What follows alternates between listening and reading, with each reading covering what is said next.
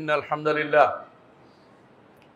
نحمده ونستعينه ونستغفره ونعوذ بالله من شرور أنفسنا ومن سيئات أعمالنا من يهده الله فلا مضل له ومن يضلل فلا هادي له وأشهد أن لا إله إلا الله وحده لا شريك له وأشهد أن محمدا عبده ورسوله يا أيها الناس اتقوا ربكم الذي خلقكم من نفس واحدة وخلق منها زوجها وبث منهما رجالا كثيرا ونساء واتقوا الله الذي تساءلون به والأرحام إن الله كان عليكم رقيبا يا أيها الذين آمنوا اتقوا الله حق تقاته ولا تموتن إلا وأنتم مسلمون يا أيها الذين آمنوا اتقوا الله وقولوا قولا سديدا يصلح لكم أعمالكم ويغفر لكم ذنوبكم ومن يطع الله ورسوله فقد فاز فوزا عظيما أما بعد فإن أصدق الحديث كتاب الله وخير الهدي هدي محمد صلى الله عليه وسلم وشر الأمور محدثاتها وكل محدثة بدعة وكل بدعة ضلالة وكل ضلالة في النار أيها الناس اتقوا الله فإن التقوى ملاك الحسنات واعلموا أن الله عز وجل أمركم بالتحلي بالتقوى والنبي صلى الله عليه وسلم كان يأمرنا أن نتحلى بالتقوى والتقوى وصية للأولين والآخرين সম্মানিত মুসলিয়ান ইকরাম, আমি আমার নিজেকে আপনাদেরকে আল্লাহ তাকওয়া অবলম্বন করার জানাচ্ছি। আল্লাহ যেন আমাদের তাকওয়া বর্ধিত করে। আর তাকওয়ার অর্থই হচ্ছে এমন কিছু রাখা যা আল্লাহর আযাব থেকে আমাদেরকে বাঁচাতে পারবে। আল্লাহর আযাবের মাঝখানে এমন কিছু রাখা যা আল্লাহর আযাব থেকে আমাদেরকে বাঁচাতে পারবে। আর তা একমাত্র আল্লাহ সম্পর্কে আকীদা বিশুদ্ধ, আল্লাহর দ্বীন সম্পর্কে, আল্লাহর দ্বীনকে বিশুদ্ধ দ্বীন প্রতিপালন করে আল্লাহর সাথে সাক্ষাৎ করা হচ্ছে তাকওয়ার মূল দাবি। যে ব্যক্তি আল্লাহকে ভালোবাসে, আল্লাহর কথা শুনে সে চলে। যে ব্যক্তি আল্লাহর কথা শুনে সে চলবে, আখিরাতে আল্লাহ তাকে জান্নাত দিয়ে ধন্য করবে। সুতরাং প্রতিটি কাজে, কথায়, বিশ্বাসে, কর্মকাণ্ডে আমাদেরকে আল্লাহকে ভয় করা উচিত। সম্মানিত মুসলিয়ান ইকরাম, আমরা আলোচনা করছিলাম একজন মুসলিমকে যা জানতে হবে। আমরা এখনো ইমানিয়াতের মধ্যে রয়েছি। ইমানের 6টি রোকনের মধ্যে আমরা পঞ্চম রোকন আলোচনা করছিলাম, আখিরাতের উপর ঈমান। আখিরাতের উপর ঈমানের 3টি অংশ আমরা বলেছি আলোচনা করব।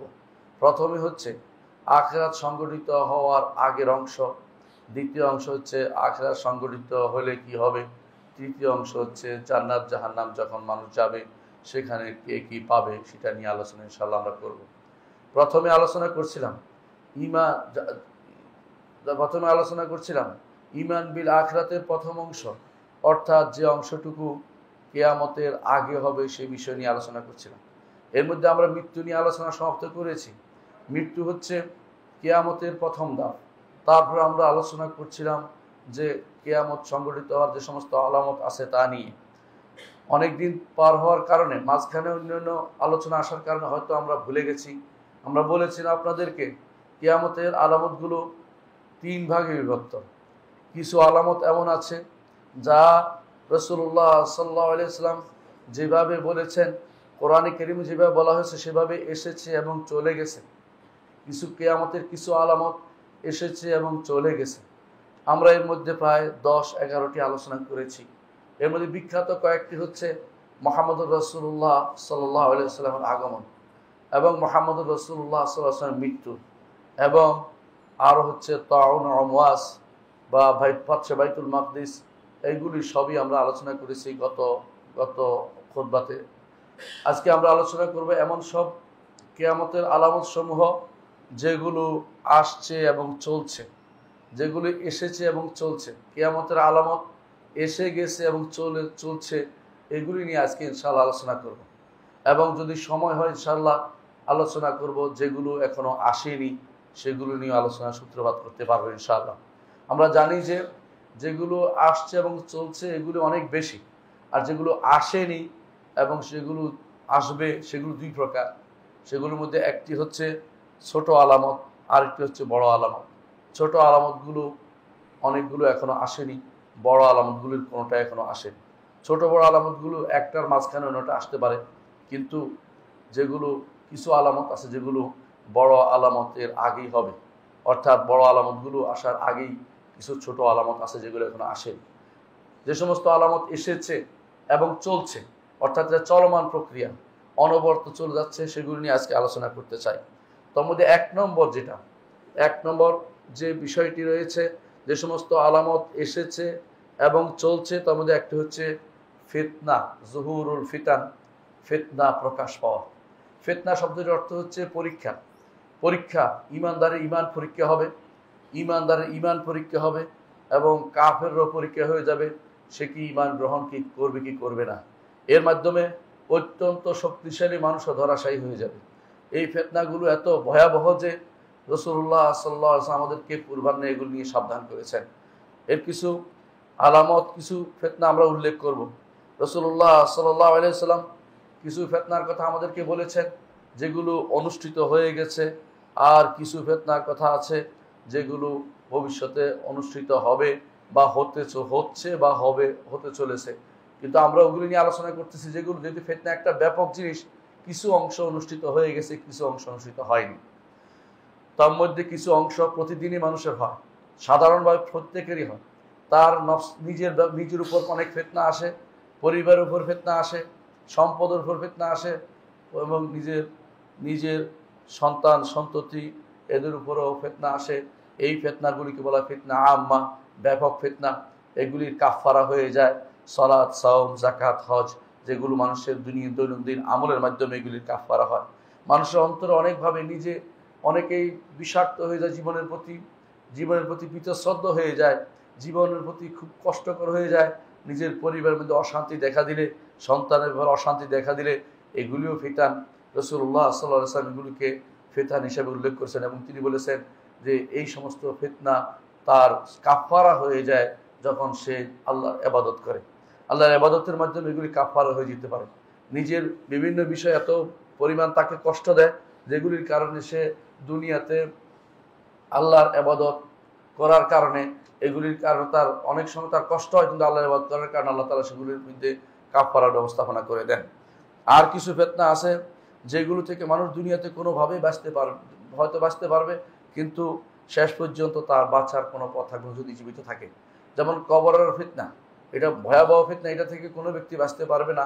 এবং এই ফিতনা থেকে বাঁচতে হলে কিছু জিনিস রাসূলুল্লাহ সাল্লাল্লাহু আলাইহি ওয়াসাল্লাম বলে দিয়েছেন, সেগুলি নিয়ে তাকে আমল করে যেতে হবে। তারপর ফিতনা হচ্ছে জীবন মৃত্যুর ফিতনা। জীবনে চলতে গেলে অনেক ফিতনা হয়, মরার সময় অনেক ফিতনা হয়, শয়তান তাকে ধোঁকা দেয়, বিভিন্ন রকমের ফিতনা তার মধ্যে আসে। এগুলি সম্পর্কে রাসূলুল্লাহ সাল্লাল্লাহু আলাইহি ওয়াসাল্লাম আমাদেরকে সাবধান করেছেন। আর একটি ফিতনা হচ্ছে ফিতনাতুল মাসিহুদ দাজ্জাল। মাসিহুদ দাজ্জালের ফিতনা, এরা যদি জীবিত থাকে যারা, তারা এই ফিতনাতে নিপতিত হবে। কেউ যেন দাজ্জালের সাথে সাক্ষাতের আশা না করে, কারণ দাজ্জালের সাথে সাক্ষাতের আশা করলে ফিতনায় নিপতিত হওয়ার চেয়ে বাঁচার উপায় থাকবে ভবিষ্যতে অগ্রিম কেউ বলতে পারে না। কারণ অনেক শক্তিশালী ইমানদার মানুষও তখন ধরাশায়ী হয়ে যাবে। তারা মনে করবে যে ইমান ঠিক থাকবে, কিন্তু তার সামনে গেলে সব শেষ হয়ে যাবে। এই জন্য এর থেকে আশ্রয় চাওয়ার জন্য আমরা প্রতি সলাতেই বলি আল্লাহুম্মা ইন্না নাউযু বিকা মিন আযাবিল কবর ওয়া মিন ফিতনাতিল মাহইয়া ওয়াল মামাত ওয়া মিন ফিতনাতিল মাসিহিদ দাজ্জাল। এই জন্য এই ফিতনা থেকে আশ্রয় চাইতে। এই এগুলো এখনো প্রকাশ পায়নি। কবর আযাব যারা মৃত্যুর পরে প্রকাশ পাবে, ফিতনাতুল মাহইয়া ওয়াল মামাত চলমান, দাজ্জালের ফিতনা এখনো প্রকাশ পায়নি। প্রকাশ পেলে ইমানদার অবস্থা ভয়াবহ হবে। এই জন্য রাসূলুল্লাহ সাল্লাল্লাহু আলাইহি ওয়াসাল্লাম পূর্বাহ্নে আমাদেরকে তার সাথে যেন সাক্ষাৎ না হয় সেই জন্য কিছু দোয়া, কিছু কাজ, কিছু ওজিফা আমাদেরকে শিক্ষা দিয়েছেন। এই ফিতনাগুলোর বাদে আরো কিছু ফিতনা আছে যেগুলো ভয়াবহ আকার ধারণ করবে, যেগুলো কামাউজিল বাহর। রাসূলুল্লাহ সাল্লাল্লাহু আলাইহি ওয়াসাল্লাম বলেছেন যে সমুদ্রের ঢেউয়ের মতো আসবে। সমুদ্রের ঢেউ যেমন একটা গেলে আরেকটা আসে, কোনটা রেখে কোনটা করবে মানুষ বুঝতে পারে না, এরকম ফিতনা এসে গেছে, অনেক সময় আবারও আসবেও। কিছু ফিতনা আছে হত্যাযজ্ঞের ফিতনা। মানুষ কেন মারা যাচ্ছে, কি জন্য মারা যাচ্ছে সেটা বোঝা যাচ্ছে না। ইতিমধ্যে আপনারা সেটা দেখেছেন, কোথাও মানুষ কেন মারা যাচ্ছে, কেউ কারো প্রতি কোনো সিম্পেথি নাই। রাস্তার মাঝখানে মানুষ মেরে ফেলছে, গোপন কিছু নেই, তারপরও মানুষ কিন্তু মারা যাচ্ছে, আপনারা দেখতে পাচ্ছেন। এই ফিতনা চলমান, আগেও ছিল, এখনো আছে, ভবিষ্যতেও সেটা চলতে থাকবে। সুতরাং এই ফিতনার ব্যাপারে আমাদেরকে সাবধান থাকতে হবে। ফিতনার আরেকটি রূপ হচ্ছে দ্বীনের ব্যাপারে ফিতনা হচ্ছে অনেকে প্রতিষ্ঠা করার নাম করে ফিতনা তৈরি করে, অনেকে দিন প্রতিষ্ঠার বিরোধিতা করে ফিতনা তৈরি করে। উভয়টাই ফিতনাতে লিপ্ত। এজন্য এক সাহাবাই মুহাম্মদ ইবনে মাসলামা রাদিয়াল্লাহু আনহুর কাছে এক ব্যক্তি এসে বললেন যে আল্লাহ তাআলা তো বলছে ওয়াকাতিলুহুম হাত্তা লা তাকুনা ফিতনা, যুদ্ধ করুন যতক্ষণ না ফিতনা না হয়। তখন তিনি বলেছিলেন, আমরা যুদ্ধ করেছিলাম ফিতনা বন্ধ করার জন্য, এখন যুদ্ধ করতে হচ্ছে ফিতনা বন্ধ করার জন্য, শিরক বন্ধ করার জন্য। এখন যুদ্ধ করাটাই ফিতনায় পরিণত হয়ে গেছে। এর অর্থ হচ্ছে এখন মারামারি হানাহানিটাও দিনের ভিতরে মারামারি হানাহানি নিয়ে কম কিছু করা, সেটাও ফিতনার কারণ হয়ে দাঁড়িয়েছে। অনেকে বিপরীত মত সহ্য করতে না পারে একজন আরেকজনকে কোপাচ্ছে, সেটাও আপনারা দেখতে পাচ্ছেন। এটাও দিনের ফিতনা ছাড়া কিছুই নয়, এটা ফিতনাতুদ দ্বীন। এ নিয়েও আমাদেরকে সাবধান থাকতে হবে। আরেক রকম ফিতনা বের হয়েছে এখন, সেটা হচ্ছে দলাদলিতে বিভক্তির ফিতনা। এটাও বড় ধরনের ফিতনা। আরেক ধরনের ফিতনা বেরিয়েছে মানুষের মধ্যে পথভ্রষ্ট যে সমস্ত ইমাম আছে, খতিব আছে, তারা মানুষকে পথভ্রষ্ট করছে, এটাও বড় ধরনের ফিতনা। এমন কিছু ফিতনা আছে, আশ্চর্য হতে হবে আপনারা, যে প্রতি সপ্তাহে মিথ্যা হাদিস, মিথ্যা বানোয়াট কাহিনী দিয়ে আপনাদের মসজিদগুলোকে ভর্তি করে দেওয়া হচ্ছে। এবং কারা দিচ্ছে? এরা তো ইমামরাই দিচ্ছে, সাধারণ মানুষ তো আর দিচ্ছে না, ইমামরাই দিচ্ছে। এবং সেটা প্রতি বই আকারে দেওয়া হয়েছে, জায়গায় জায়গায় বিভিন্ন মসজিদে সেটা পড়া হচ্ছে। এর মাধ্যমে প্রতিদিনই আপনাকে ভুল শিক্ষা দেওয়া হচ্ছে, প্রতি সপ্তাহে আপনাকে ভুল শিক্ষা দেওয়া হচ্ছে। যেখানে মানুষ বলছে, এটা আরবরা বলতেন ওয়াহাল ইউফসিদুল আত্তার মা আফসাদাহুদ দাহর, যোগের মানুষ যেটা নষ্ট করে দিয়েছে, শুধু আতরওয়ালা কি সেটাকে শুদ্ধ করতে পারে? সামান্য কয়েকজন আলেম দ্বীন, যারা দ্বীনের পক্ষে কাজ করছে, সঠিক কথা বলে যাচ্ছে, এদের দ্বারা এই বিরাট সংখ্যক মসজিদের ইমামদের বিপক্ষে দাঁড়িয়ে কথা বলা, সাধারণ মানুষ কার কথা শুনবে? তারা বিভ্রান্ত হয়ে যাচ্ছে। এর কারণ হচ্ছে বেশি বেশি করে ফিতনা, ইমামদের পথভ্রষ্ট শাসকদের, পথভ্রষ্ট যে সমস্ত আলেমদের, তাদের যারা ফিতনা তৈরি হচ্ছে, এটার বিরুদ্ধে আমাদেরকে সাবধান থাকতে হবে। আরেক ধরনের ফিতনা আছে, সেটা হচ্ছে বিপ্লবী ফিতনা। এই বিপ্লবী ফিতনা যখনই ঢুকেছে মুসলিমদের মাঝে, তখনই শুধুমাত্র মুসলিমদের ক্ষতি ছাড়া কোনো কিছু করেনি। একটু চিন্তা করে দেখুন, প্রথম বিপ্লবী ফিতনা তৈরি হয়েছিল ওসমান ইবনে আফফান রাদিয়াল্লাহু আনহুর বিরুদ্ধে, খলিফা হকের বিরুদ্ধে। আমরা সব চাই, এই চাই, ওই চাই করে আন্দোলন করেছে। সেই ফিতনার কোনো আজ পর্যন্ত কোনো সমাধান হয়নি, সেই ফিতনা আজও চলে যাচ্ছে। এই সমস্ত বড় বড় স্লোগানের ফিতনা কোনোদিনই মানুষদেরকে মুক্তির পথে নিয়ে যাবে না। আরেক ফিতনা হচ্ছে বর্তমানে যে সমস্ত মাধ্যমগুলো বা মিডিয়াগুলো আছে, মিডিয়াগুলোর ফিতনা। মিডিয়াগুলো কখনো কখনো মিথ্যাচারকে আজ প্রশ্রয় দিচ্ছে, মিথ্যা কথা প্রচার করছে, বিভিন্ন সময়ে এআই দিয়ে বানানো ছবি প্রচার করছে, এরপরে এটাকে সত্য বলে যাচ্ছে। মূল সত্য থেকে দূরে সরার জন্য মানুষদেরকে টাকা খেয়ে মানুষদেরকে বিভ্রান্ত করছে। এই ফিতনা প্রচুর পরিমাণে এখন ছড়িয়ে গেছে। এইটাও একটি ফিতনা। ফিতনার মধ্যে আরেকটি ফিতনা হচ্ছে এমন সব ফিতনা, মানুষ ঘর থেকে বের হতে ভয় পায়, মানুষ রাস্তা দিয়ে বেরোতে ভয় পায়, মানুষের সামনে সবকিছু অন্ধকার দেখে তারা মনে করে যে জীবন বোধহয় দুর্বিষহ হয়ে উঠেছে। এই ফিতনাও চলমান রয়েছে। আরেক ফিতনা হচ্ছে আকীদা গ্রহণ করে ফেলছে দলিল বাদে, এখন আকীদা গ্রহণ করার পরে দলিল খুঁজতে আরম্ভ করেছে। এটাও এক ধরনের বড় ধরনের ফিতনা, এটাও সমাজের মধ্যে চালু রয়েছে। এটাও আমাদের দেশে এটা প্রচুর পরিমাণে দেখবেন যে আকীদা আগে নির্ধারণ করে, তারপরে দলিল খুঁজতে থাকে।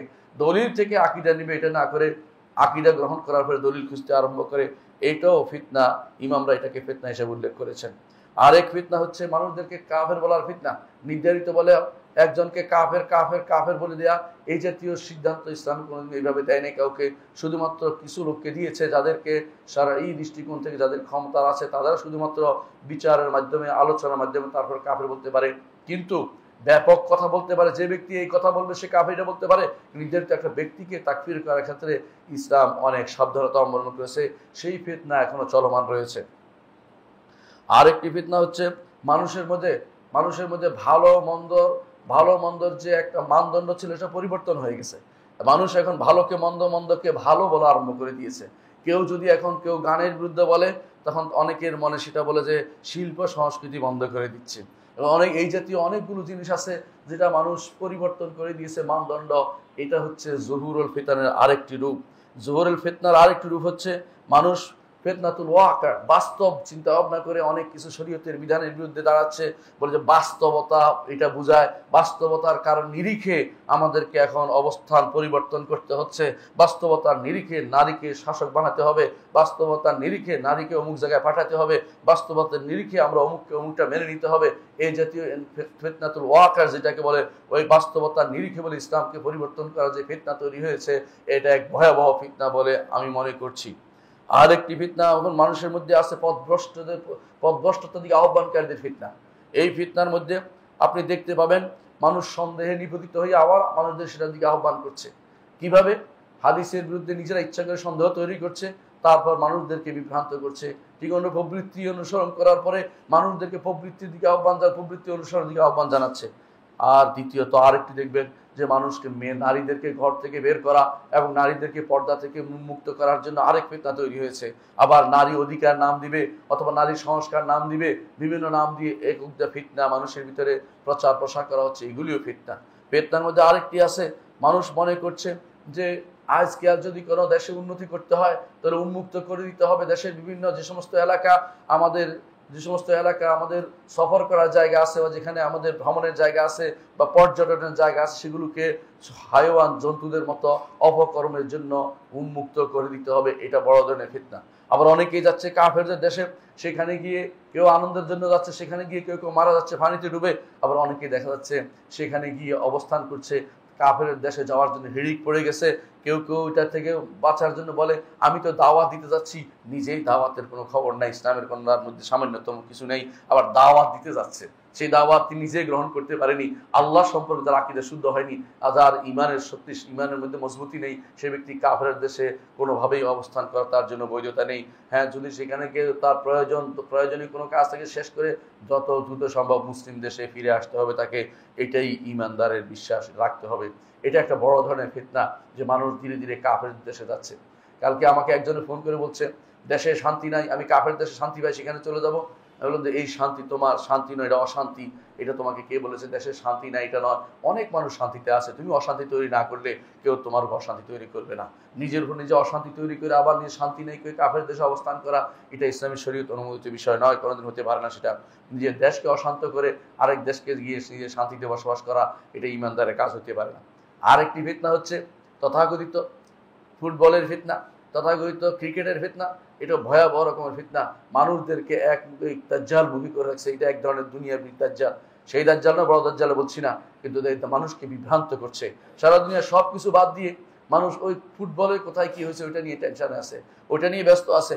কেউ কেউ হয়তো জামাত ছেড়ে দিচ্ছে, জামাতে যাচ্ছে না, কেউ আজানের খবর রাখছে না, কারণ এই বছরের পর বছর ধরে তারা এই শয়তান যে আবিষ্কার করেছে তাদের পিছনে ফুটবলের ফিতনা আর তথাকথিত ক্রিকেটের ফিতনা বা খেলাধুলার ফিতনার মধ্যে মানুষকে নিমজ্জিত করে রেখেছে।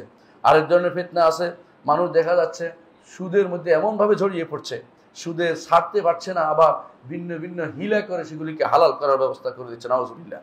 এই কিছু ফিতনার কথা আমি উল্লেখ করলাম এই জন্য, রাসূলুল্লাহ সাল্লাল্লাহু আলাইহি ওয়াসাল্লাম বলেছেন জুহুরুল ফিতান, ফিতনা বেড়ে যাবে, ফিতনা বেড়ে যাবে, কিছু হচ্ছে কিছু হবে, এই জন্য কিছু হচ্ছে কিছু সামনে হবে, এটা একটি আলামত যেটা রাসূলুল্লাহ সাল্লাল্লাহু আলাইহি ওয়াসাল্লাম ফিতনা বেড়ে যাবে বলেছেন।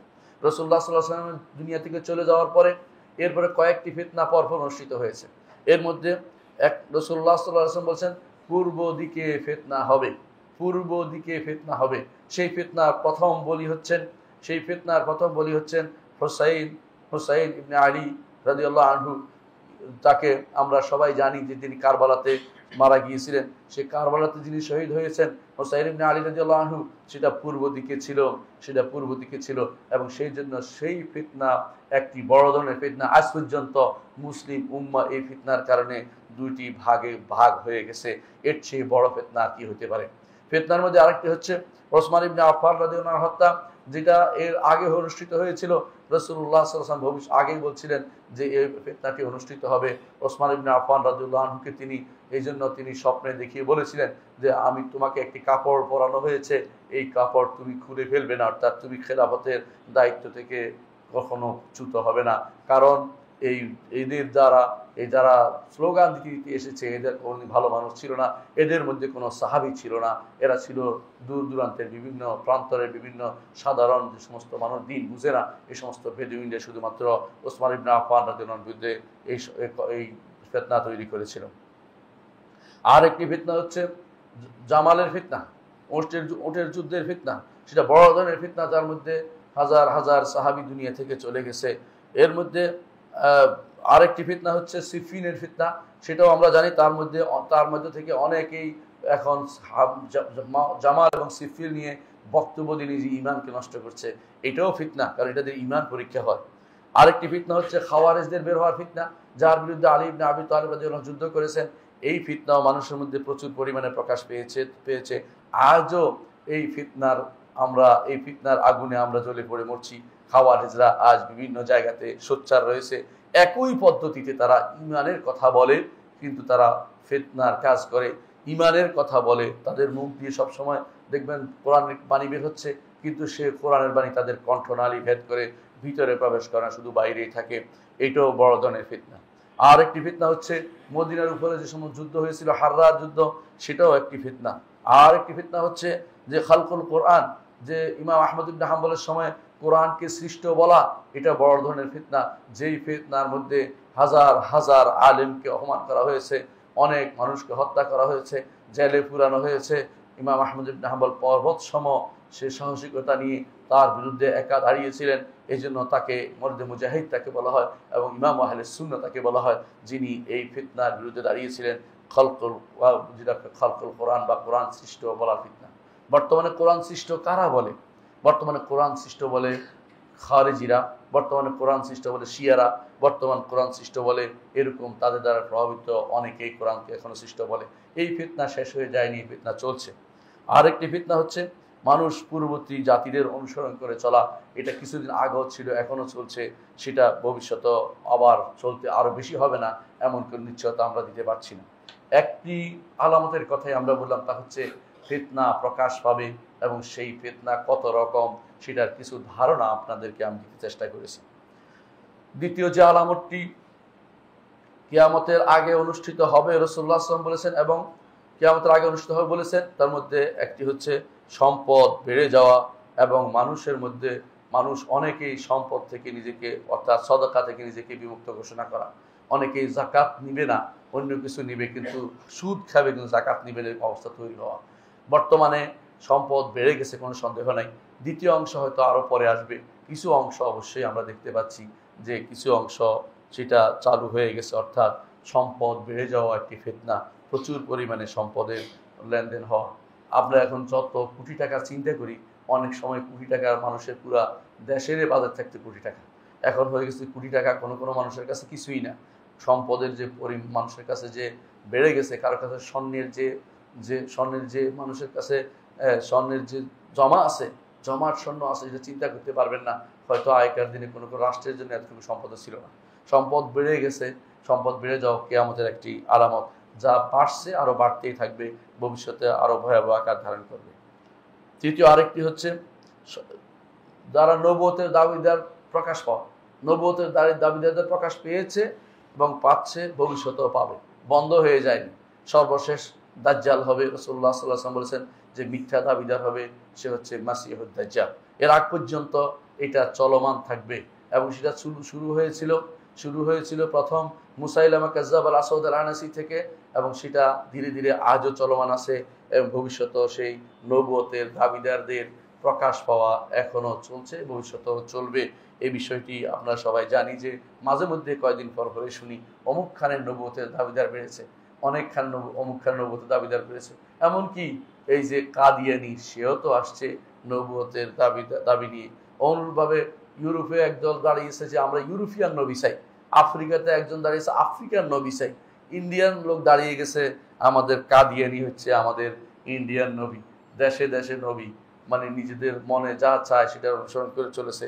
রাসূলুল্লাহ সাল্লাল্লাহু আলাইহি ওয়াসাল্লাম আমাদেরকে পূর্বাহ্নে বলেছেন যে 30 জনের বেশি নবুয়তের দাবিদার বের হবে। আমরা দেখতে পাই 30-এর অনেক বেশি এখন। তো 30 জনের কথা রাসূল কেন বললেন? 30 জন এমন হবে যাদের শওকাত থাকবে, যাদের পিছনে মানুষের অনেক মানুষ একত্রিত হবে, যাদের কথা মানুষ শুনবে, এরকম 30 জন হবে।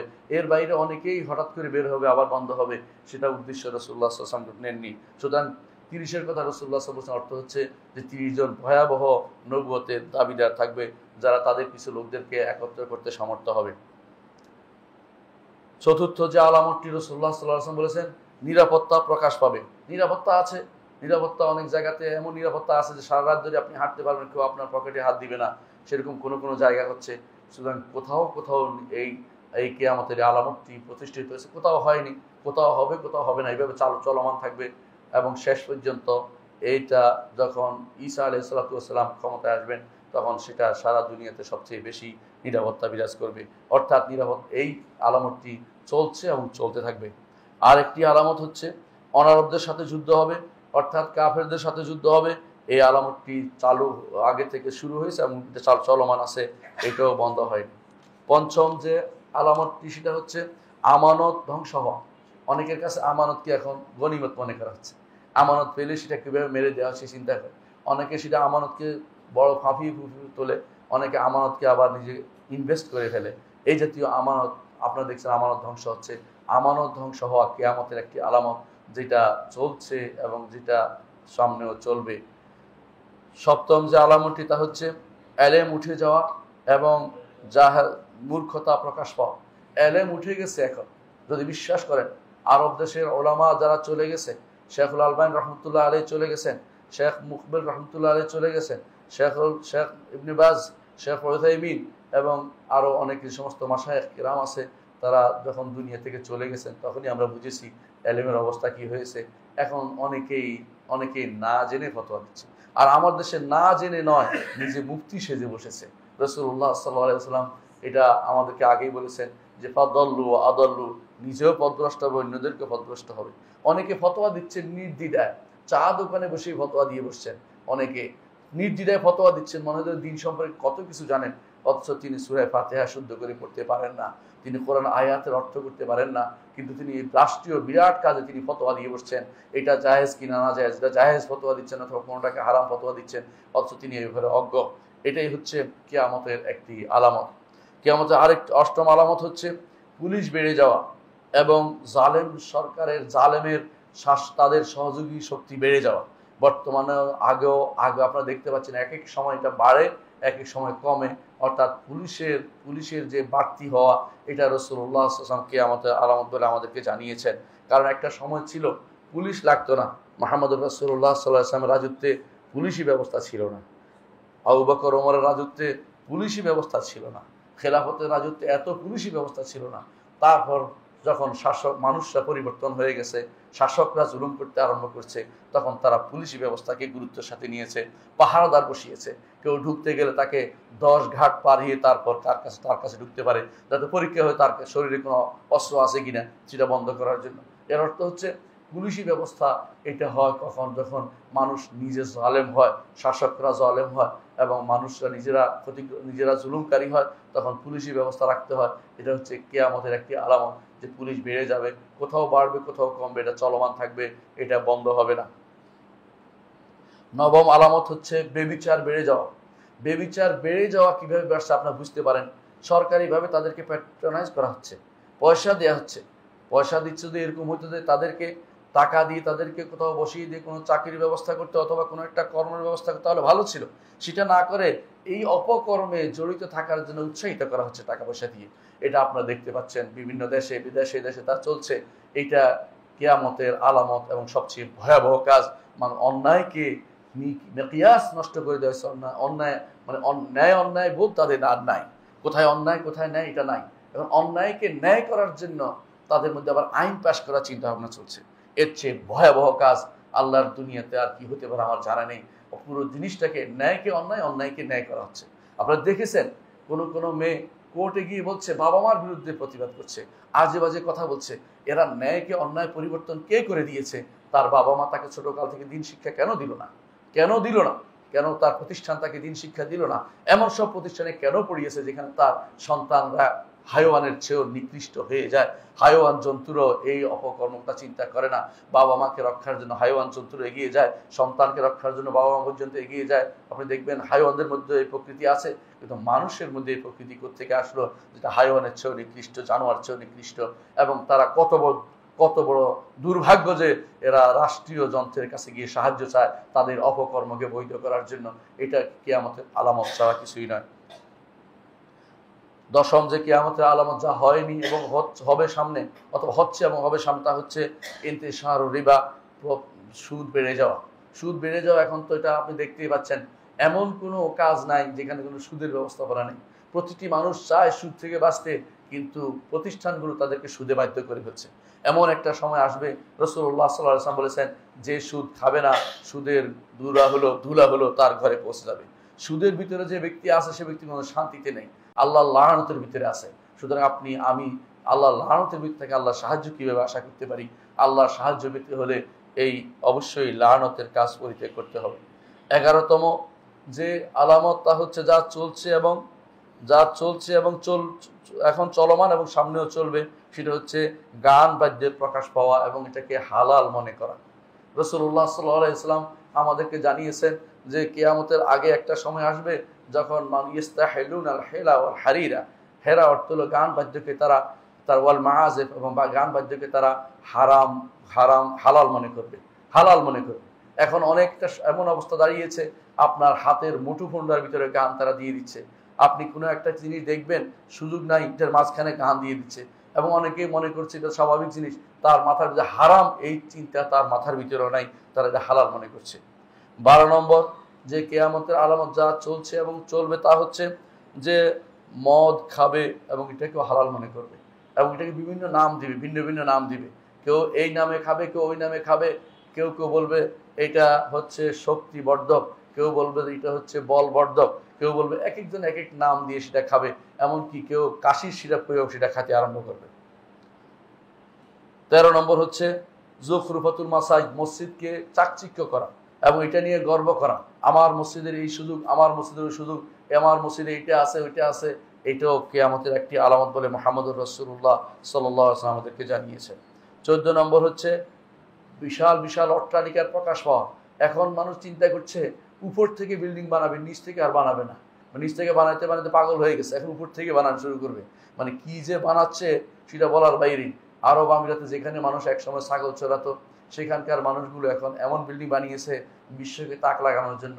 আমার মনে হয় মুহাম্মদুর রাসূলুল্লাহ সাল্লাল্লাহু আলাইহি ওয়াসাল্লাম এই দিকেই ইঙ্গিত করে বলেছেন, ইয়াতাতাওয়ালুনা ফিল বুনিয়ান, বিল্ডিং এর দিকে একে অপর বানাবে। কে কতটুকু বানাইছে, আমি এর একটু বেশি বানাইতে হবে, এরকম বানাইতে আরম্ভ করছে। বিশ্বের সব দরবারে কিয়ামতের এগুলি আলামত রাসূলুল্লাহ আমাদেরকে জানিয়েছেন। এটা চলমান এবং সেটা আরো বাড়বে, এরকম কমবে না। আরেকটি ব্যাপারে 15 নম্বর আলামত হচ্ছে একজন দাসী তার মনিবকে প্রসব করবে। এটা আপনি মনে করতে পারেন যে এখন হয়েছে না, এটা আগে থেকে শুরু হয়েছে, এটা ভবিষ্যতে আবার হবে। এটা কখন শুরু হয়েছে? যখন থেকে মামলুকরা ক্ষমতায় চলে গেছে, তখন মামলুকদের বাচ্চারা, যখন পরবর্তী শাসক হয়েছে, তখন তো সবাই মালিক তারা হয়ে গেছে। আনতালেদাল আমাতুর আব্বাতাহা, এটা প্রমাণিত হচ্ছে। আবার কেউ বলছেন বর্তমানে যে সমস্ত মানুষ গর্ভ ভাড়া দিচ্ছে, এগুলিও এর ভিতরে পড়বে, যেগুলি আনতালেদাল আমাতুর আব্বাতাহার ভিতরে হতে পারে। এটাও অনেক কিছু হতে পারে। রাসূলুল্লাহ সাল্লাল্লাহু আলাইহি ওয়াসাল্লাম যা বলেছেন, এর অর্থ হচ্ছে যে এইভাবে এই সারোগেসি বা এগুলি যেগুলি বলেন, এগুলি সবই কিন্তু এই রাসূলুল্লাহ সাল্লাল্লাহু আলাইহি ওয়াসাল্লাম যেটা বলেছেন সেটা আরো ভয়াবহ আকার ধারণ করবে। 16 নম্বর হচ্ছে হত্যা বেড়ে যায়, এবং হত্যা কি জন্য হচ্ছে সেটাও না। আগেকার দিনে যুদ্ধ হলে, সামনাসামনি যুদ্ধ হলে একজন লোক মারা যেত। এখন ডেইজি কাটার বোমা ফেলা হয়, যেখানে পুরো এলাকা বিচ্ছিন্ন হয়ে যায়। এর চেয়ে হত্যা কেন হচ্ছে, কেন মারা যাচ্ছে নিজেও জানে না, কেউ যেন সেটা কোনো চিন্তাও করে না। 17 নম্বর হচ্ছে সময় নিকটবর্তী হওয়া। সময় নিকটবর্তী কিভাবে হয়? বিভিন্নভাবে হয়। এখন আমরা অনেক লম্বা সময়ের কাজ অল্প সময়ে করতে পারি। আগেকার দিনে যেটা মানুষ যাওয়ার জন্য অনেক দূর সময় যাওয়ার জন্য কাজে লাগতো, এখন সেটা অল্প সময় সেটা যেতে পারে। 6 ঘন্টা এখন আরব দেশে গিয়ে হজ করতে যেতে পারে। আবার একটা সময় ছিল সেটা 3 মাস লাগতো মানুষের হজ করতে যেতে। তো বিশাল সময় নিকটবর্তী হয়েছে, এটা হতে পারে এক অর্থ, অন্য অর্থ এর মধ্যে থাকতে পারে। আরেকটি 18 নম্বর যে আলামত, তা হচ্ছে বাজার নিকটবর্তী হওয়া। বাজার নিকটবর্তী হওয়াটা আরো ভয়াবহ আকার ধারণ করেছে। এখন আর আপনাকে বাজারে যেতে হয় না, আপনার বাজার ঘরে চলে আসে, বাজারওয়ালা চলে আসতেছে, বিভিন্নভাবে আপনি দেখতেই পাচ্ছেন যে কত বাজার নিকটবর্তী হয়েছে। এমনও হতে পারে এখন আপনি বিদেশে কিনছেন, সেটা আপনার নামে পার্সেল হয়ে চলে আসবে, এবং সেটা এমনও হতে পারে আরও ভয়াবহ আকার ধারণ করবে, যেটা রাসূলুল্লাহ সাল্লাল্লাহু আলাইহি ওয়াসাল্লাম আমাদেরকে আগে জানিয়েছেন। 19 নম্বর হচ্ছে এই উম্মতের মধ্যে শিরকের প্রচার প্রসার পাওয়া। এই উম্মতের মধ্যে শিরকের প্রচার প্রসার পাওয়া, এটা এত বেশি পরিমাণে শিরিক ঢুকছে উম্মতে, নিজেরা যেটা শিরিক করতেছে এটাও বুঝে না, শিরিক করে এটা আবার আরেকজনকে দোষ চাপিয়ে তাকে আঘাত করছে, সেই কারণে শিরিক থেকে নিষেধ করছে, সেটাও আপনারা দেখতে পাচ্ছেন ভয়াবহ আকার ধারণ করেছে। এই উম্মতের মধ্যে শিরকের প্রচার প্রসার হয়, এটা কিয়ামতের আলামত, এখনই আছে এবং ভবিষ্যতে আরও বাড়বে। 20 নম্বর হচ্ছে অশ্লীলতা প্রকাশ পাওয়া এবং অশ্লীলতা প্রকাশ পাওয়া এবং আত্মীয়তার সম্পর্ক কর্তৃত্ব হওয়া এবং প্রতিবেশীকে কষ্ট দেওয়া, সবই একই হাদিসে রাসূলুল্লাহ সাল্লাল্লাহু আলাইহি ওয়াসাল্লাম বলেছেন এগুলি সবই হচ্ছে কিয়ামতের আলামত, যা এখনও আছে, ভবিষ্যতে আরও বাড়বে। কিয়ামতের আলামতের 21 নম্বর আলামত হচ্ছে যে বৃদ্ধ মানুষ যুবক হইতে চাইবে। অনেকেই এখন আর বৃদ্ধ বুঝাই যায় না, কারণ কোনোদিনে তিনি আর বৃদ্ধ হন না, তার দাড়ির মধ্যে তিনি সবসময় কালো রং মেখে রাখেন, বুঝাই যায় না তার বয়স কত। কোনো কোনো মানুষকে যখন বলি আপনার থেকে তো আমি বয়সে বড়, না আমার রং লাগিয়েছি, মানে তখন তার মনে হয় যে এখন বলতে হবে যে তিনি বয়সে বড়, এর আগ পর্যন্ত বুঝাই যায় না তিনি বয়স হয়েছে। এটা তাশাব্বুহুল মাশাইখ রাসূলুল্লাহ আমাদেরকে বলেছেন আগেই যে কিছু মানুষের অবস্থা আসবে কিয়ামতের আগে, এবং তিনি বলেছেন তাদের তাদের এই ইয়াটা হবে পাখির ডিমের মতো, অর্থাৎ তারা চতুর্দিকে কাটতে কাটতে দাঁড়িয়ে পাখির ডিমের মতো কালো একটা বানাই ফেলবে। এর অর্থ হচ্ছে সেটাই অনেকের মধ্যে দেখা যায়, আপনারা দেখতে পাবেন চতুর্দিকে কেটে ফেলে মাঝখানে একটু রেখে দেয়, পাখির কবুতরের সামনে যে কবুতরের যে ঝুলি আছে ওটার মতো করে রাখছে। এটা রাসূলুল্লাহ আমাদেরকে সাবধান করেছেন আগেই, যেটা কিয়ামতের একটি আলামত। 22 নম্বর কিয়ামতের আলামত হচ্ছে মানুষের মধ্যে কৃপণতা বৃদ্ধি পাবে। এই কৃপণতা হচ্ছে আল্লাহর দ্বীনের জন্য দান করার কৃপণতা। এটা নয় যে এই কৃপণতা অর্থ শুধু দুনিয়ার কৃপণতা করবে, সেটা নয়, কারণ শহ ওইটাকে বলে যেটা আল্লাহর দ্বীন থেকে মানুষকে দূরে রাখে, যেই দানের ক্ষেত্রে সেটা মানুষের মধ্যে বেড়ে যাবে। এখন দেখবেন অনেকেই নিজের হারামের জন্য সে অকাতরে দান করে, কিন্তু যখন দ্বীনের জন্য দান করে বা আখিরাতের জন্য দান করবে, ওই টাকাটা দিবে যে টাকাটা কেউ নিবে না অথবা ছিঁড়ে গেছে, এটা শুধুমাত্র সে দান করতে চাইবে। কিন্তু এটাও কিয়ামতের একটি আলামত। 23 নম্বর কিয়ামতের আলামত হচ্ছে প্রচুর পরিমাণে জালজালা আসা, ভূমিকম্প আসা, প্রচুর পরিমাণে ভূমিধস হওয়া, এগুলি কিয়ামতের একটি আলামত বলে রাসূলুল্লাহ সাল্লাল্লাহু আলাইহি ওয়াসাল্লাম ঘোষণা করেছেন। অনেক জায়গাতে এখন ভূমিকম্প হয়, কেন হয় কি জন্য হচ্ছে না, ভূমিকম্প বেশি বেড়ে যাওয়া, এটা কিয়ামতের একটি আলামত বলে রাসূলুল্লাহ বলেছেন, হচ্ছে এবং সেটা চলমান রয়েছে। 24 নম্বর হচ্ছে কিয়ামতের আলামত, এটা হচ্ছে ব্যবসার সংখ্যা বেড়ে যাওয়া, ব্যবসা এবং ব্যবসায়ী, এখন সবাই যেন ব্যবসায় নেমে গেছে, এই ব্যবসা প্রচুর পরিমাণে বেড়ে যাওয়া, ব্যবসা হরকাতুত তিজারা, এটাও কিয়ামতের একটি আলামত। 25 নম্বর কিয়ামতের আলামত হচ্ছে নেককার বান্দাদের চলে যাওয়া, নেককার বান্দাদের চলে যাওয়া, এটাও আপনারা দেখতে পাচ্ছেন মানুষের মধ্যে যারা ঈমানদার তারা খুব দ্রুত চলে যায়, যারা সবচেয়ে ফাসেক ফাজের তাদের সর্দিও হয় না। আমরা ইউনিভার্সিটিতে কোনো কোনো সময় দেখতাম কোনো মানুষের কোনো সর্দি হয়েছে দেখিনি, তো আমরা আলোচনা করতাম যে কোনো সর্দিও হয় না, জীবনে সালাত আদায় করে না, তারপরও সে বহাল তবিয়তে বসে আছে। আর যারা ঈমানদার মানুষ তাদের বিভিন্ন রকমের আল্লাহ তাআলা তাদেরকে রোগ শোক দিয়ে তার দুনিয়াতে তাদের ক্ষমার ব্যবস্থাপনা করে দেন। নেককার মানুষ চলে যাওয়া কিয়ামতের একটি আলামত। 26 নম্বর হচ্ছে নিচু লোকেরা উপরে ওঠা। রাসূলুল্লাহ সাল্লাল্লাহু আলাইহি ওয়াসাল্লাম বলেছেন কিয়ামত কায়েম হবে না যতক্ষণ পর্যন্ত লুকা ইবনে লুকা অর্থাৎ একেবারে নিকৃষ্ট লোকেরা ক্ষমতার অধিপতি না হবে, এবং তিনি বলেছেন যে ব্যাপক কাজে রুয়াইবেদারা কথা বলবে, যারা কথা বলার অধিকার নাই তারাও রাষ্ট্রীয়ভাবে কথা বলে, যারা কিছুই বুঝে না তারা রাষ্ট্র চালাবে কি দিয়ে, অমুক দেশের কোনো থিওরি দিয়ে নিজের মন মতো একটা থিওরি বানিয়ে রাষ্ট্র চালানোর ব্যবস্থা করে মানুষদেরকে সেদিকে নিয়ে যাচ্ছে, এগুলি কিয়ামতের একটি আলামত, যেগুলি এখন আছে, ভবিষ্যতে আরও বাড়বে। 27 নম্বর হচ্ছে যে মানুষের কাছে কিয়ামতের আলামত একটি আলামত হচ্ছে মানুষ শুধু পরিচিতির জন্য সালাম দিবে, সালাম দিলে বলবে তুমি চিনো নাকি আমাকে, কি সালাম দিছে কোনো উদ্দেশ্য আছে, কেন সালাম দিল, এটা রাসূলুল্লাহ সাল্লাল্লাহু আলাইহি ওয়াসাল্লাম আমাদেরকে জানিয়েছেন, এটা কিয়ামতের একটি আলামত। এখন অনেকে আপনি সালাম দিলে বলবো যে নিচ্ছে কি কিছু বলবেন নাকি, ও সালাম তো সুন্নাহ হিসেবে দিয়েছে সে, কিন্তু সালাম দেয়া তার কাছে এখন হয়ে গেছে চিনলে শুধু সালাম দিবে, সালাম দিবে না, সালাম দিলে বলবে নিশ্চয়ই আমাকে চিনে, না চিনলে কেন চিনো নাকি, দেখা হয়েছে নাকি, এই জাতীয় এগুলি কিয়ামতের আলামত রাসূলুল্লাহ আমাদেরকে জানিয়েছে। 28 নম্বর হচ্ছে এলেম অর্জন করবে, দ্বীনি এলেম অর্জন করবে এমন লোকদের কাছে যারা বাগাড়ম্বর করে বেড়াবে, যারা ঠিকমতো দ্বীন বুঝে নেই, শরীয়ত বুঝে নেয়, আকীদা তাদের কাছে বিশুদ্ধ পরিশুদ্ধ না, ওদের কাছে অনেকেই দিন খুঁজে বেড়াবে, যারা বড় বড় কথা বলবে, যারা কিয়ামত কায়েম করে ফেলবে, এরকম এরকম লোকদের কাছে তারা অনেক সময় দেখবেন যে দিন খুঁজে ব্যস্ত আছে। যারা মিথ্যা কথা বলতে অভ্যস্ত, যারা বিভিন্ন রকমের কথা বলে, কেউ কেউ তো এটাও বলে আমি এত এত রাষ্ট্র সফর করেছি, তাদের দেখবেন যে মিথ্যা কথা বলে দুনিয়া উড়িয়ে দিচ্ছে। ওই সমস্ত লোকদের কাছে কেউ এলেম অর্জন করতে গেছে, তাদের ওয়াজ শুনতে গেছে, এগুলি সবই হচ্ছে ছোটদের কাছে এলেম অর্জন করতে যাওয়া কিয়ামতের একটি আলামত। 29 নম্বর হচ্ছে এমন কাসিয়াত আরিয়াত, পরিধান করা আছে কোন কোন নারী, কিন্তু সে আসলে পরিধান করা নাই, উলঙ্গ, এরকম নারীদের অভাব নাই। রাসূলুল্লাহ সাল্লাল্লাহু আলাইহি ওয়াসাল্লাম বলেছেন আমি আমার উম্মতের মধ্যে সিনফান উম্মতিলাম আরাহুমা, দুই গোষ্ঠী আমি এখনো দেখতে পাই নাই। এক গোষ্ঠী বের হবে যারা পরিধান করেছে নারী কিন্তু আসলে পরিধান করেনি, অর্থাৎ কাপড় পরেছে আকর্ষণ বাড়ানোর জন্য, কারণ ল্যাংটা মানুষ দেখতে ঘৃণা লাগবে, এই জন্য কাপড় একটু পরে আরো স্বল্প বসনা পরে আর একটু আকর্ষণ বাড়ানোর জন্য করছে। এরা হচ্ছে সবচেয়ে নিকৃষ্টতম জীব। বর্তমানে বিভিন্ন এই সময় এই যারা ইয়ার পোশাক ফ্যাশন শো করে, বেশিরভাগই এই জাতীয় এই ভয়াবহ এই গুনার মধ্যে লিপ্ত রয়েছে এবং অনেকেই সেটা করে যাচ্ছে। এটাকে কেউ যেন চোখেও দেখে না, বলেও না, এটা যে হারাম সেটা বলা উচিত।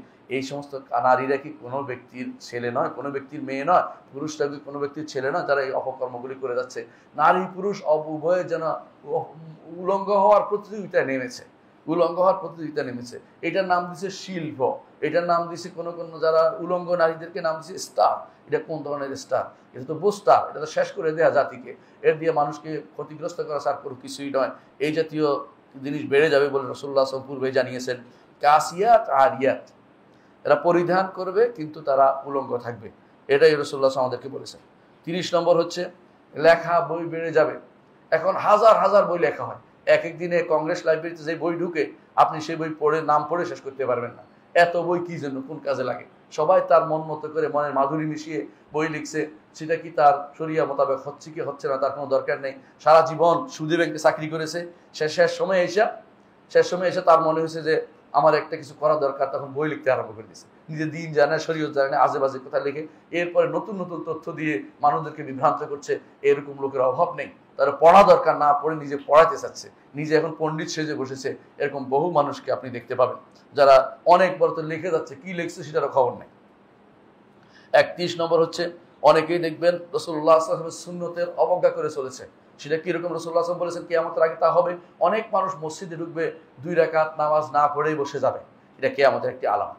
এই কিয়ামতের আলামত অনেকে দেখবেন সুন্নাহ পালন করছে না। অনেক মসজিদে, বাংলাদেশের বলতে পারেন 90% মসজিদে এই সুন্নাহ প্রতিপালন হয় না। মানুষ যাইয়া প্রথমে বসে যায়, তারপরে উঠে, তারপর যদি চায় 2 রাকাত পড়ে, নাহলে পড়ে না। এই হচ্ছে কিয়ামতের একটি আলামত যা রাসূলুল্লাহ সাল্লাল্লাহু আলাইহি ওয়াসাল্লাম প্রকাশ পাবে। 32 নম্বর হচ্ছে চাঁদ ফুলে যাওয়া। আর চাঁদ ফুলে যাওয়ার অর্থ হচ্ছে মানুষের কাছে মনে হবে চাঁদ একদিনের চাঁদ, এটা 2 দিনের চাঁদ মনে হচ্ছে। এটাও কিয়ামতের একটি আলামত রাসূল আমাদেরকে জানিয়েছেন। 33 নম্বর হচ্ছে যে মিথ্যা, প্রচুর পরিমাণে মিথ্যার ছড়াছড়ি হওয়া। এখন মিথ্যার ছড়াছড়ি মোবাইল হওয়ার কারণে আপনি মিথ্যার ছড়াছড়ি, মানুষ এখানে বসে আছে বলে আমি তো এখন দেশের বাইরে, মানে এক এক মিথ্যা ছাড়া কোনো শেষ নাই। কে কোথায় আছে, একই গাড়িতে থেকেও বলে যে আমি তো দূরে আছি, পিছন দিক থেকে বলে তুই না দূরে, তুই তো আমার সামনেই, মানে ধরা পড়ে যায়। তখনই মিথ্যুকরা যে কত ভয়াবহ হইতে পারে এটা এখনকার সময় আপনি দেখতে পারেন। মোবাইলে সারাদিন মিথ্যা কথা বলে যাচ্ছে, এমনকি একে অপরে নারীরা যে একত্রিত হয় না, প্রত্যেক নারী তার মিথ্যাচার দিয়ে শেষ করবে বক্তব্য। কে কত বড় মিথ্যা বলতে পারে এটা তখন প্রতিযোগিতা আরম্ভ হয়ে যায়। এটা হচ্ছে রাসূলুল্লাহ সাল্লাল্লাহু আলাইহি ওয়াসাল্লাম আমাদের প্রতি সাবধান করেছেন। তিনি বলেছেন যে মিথ্যা আরো বেড়ে যাবে। আর তিনি বলেছেন এমন একটা সময় আসবে কিয়ামতের দিন, এমন এমন হাদিস বলবে যা তোমরাও শুনে নাই, তোমাদের বাপ-দাদাও শুনে নাই। মানে এমন এমন হাদিস বলবে যে হাদিস না। অনেক সময় দেখবেন যে হাদিস বলে চালিয়ে দিচ্ছে, এই হাদিস কোনোদিন কেউ শোনেনি। এবং কি রাসূলুল্লাহ সাল্লাল্লাহু আলাইহি ওয়াসাল্লাম এগুলি শয়তান ছায়া হয়েছে, শয়তান এগুলি তাদের মনের ভিতরে ঢুকাই দিচ্ছে, এটা হাদিস হিসেবে চালিয়ে দাও। এর বহু হাদিস দেখতে পাবেন। রাসূলুল্লাহ সাল্লাল্লাহু আলাইহি ওয়াসাল্লাম বলেছেন কিয়ামতের আলামত, এটা এখন আমাদের কাছে চলমান হয়েছে। আরেকটি রাসূলুল্লাহ সাল্লাল্লাহু আলাইহি ওয়াসাল্লাম আমাদের বলেছেন যে মিথ্যা সাক্ষ্য বেড়ে যাবে এবং গোপন সত্য সাক্ষ্য গোপন করা হবে। আব্দুল্লাহ ইবনে মাসউদ রাদিয়াল্লাহু বলেছেন কিয়ামতের আগে, রাসূলুল্লাহ সাল্লাল্লাহু আলাইহি ওয়াসাল্লাম বলেছেন কিয়ামতের আগে কিছু সময়, একটা সময় আসবে মানুষ মিথ্যা সাক্ষ্য দিবে এবং সত্য সাক্ষ্য গোপন করবে। 35 নম্বর হচ্ছে যে নারীদের সংখ্যা বেড়ে যাবে, পুরুষদের সংখ্যা কমে যাবে। এইটা হতে পারে যুদ্ধের কারণে, হতে পারে যুদ্ধ নয়, হতে পারে এমনই যে মানুষের মধ্যে আল্লাহ তাআলা এই ব্যবস্থাপনা করবেন যে নারীদের সংখ্যা বেড়ে যাবে। রাসূলুল্লাহ সাল্লাল্লাহু আলাইহি ওয়াসাল্লাম একটা উদাহরণ দিয়েছেন যে 50 জনের একজন পরিচালক থাকবে। আমরা যে আর বিভিন্ন ফ্যাক্টরিগুলি দেখি তাহলে বুঝতে পারবো কিভাবে সেটা বাস্তব অবস্থায় পরিণত হয়েছে। 50 নয় অত কয়েকশো একসাথে পরিচালনা করতেছে এক ব্যক্তি। নারীদের সংখ্যা যে কত বেশি হয়েছে এটা কিয়ামতের একটি আলামত। তবে কি করবে, মানুষকে মেরে ফেলবে নাকি? না, সেটা নয়। এই নারীটা তো ঘরে থাকার কথা ছিল, এই নারীদের তো সত্যিকার একজন পরিচালক ছিল। সেটা না হয়ে তারা যখন চাকরির জায়গায় যায় সবকিছু তারা মেনে নেয়, স্বামীর কাছে থাকলে স্বামীর বক্তব্য শুনতে রাজি নয়। অর্থাৎ যদি স্বামীর কথা শুনে তার কষ্ট লাগে, কিন্তু বসের কথা শুনলে যত কিছুই লাগে, যত কিছুই হোক এটা মিষ্টি লাগে। এটা হচ্ছে ফিতনা ছাড়া কিছুই নয়। এটা বড় ধরনের বিভ্রান্তি, বড় ধরনের পথভ্রষ্টতা। এটা আজ সমাজের মধ্যে প্রচুর পরিমাণে দেখা যায়। নারী ঘরের কথা শুনতে চায় না, নারী বাইরের কথা শুনতে খুব পছন্দ করে, সেটা তার কাছে খুব প্রিয়। এগুলি কিয়ামতের আলামত ছাড়া কিছুই নয়। 36 নম্বর হচ্ছে হঠাৎ মৃত্যু বেড়ে যাবে। রসুল আনাস বিন মালিক রাদিয়াল্লাহু আনহু বলেন, রাসূলুল্লাহ সাল্লাল্লাহু আলাইহি ওয়াসাল্লাম বলেছেন, কিয়ামতের আলামতের মধ্যে একটি হচ্ছে ওয়াইয়াজ হারামাতুল ফাজআ, হঠাৎ করে মৃত্যু বেড়ে যায়। হঠাৎ মৃত্যু, মানুষ কেন মরছে বলতে পারছে না। দেখা যাচ্ছে আজকে এখানে দাঁড়িয়ে আছে, হঠাৎ করে মরে গেছে।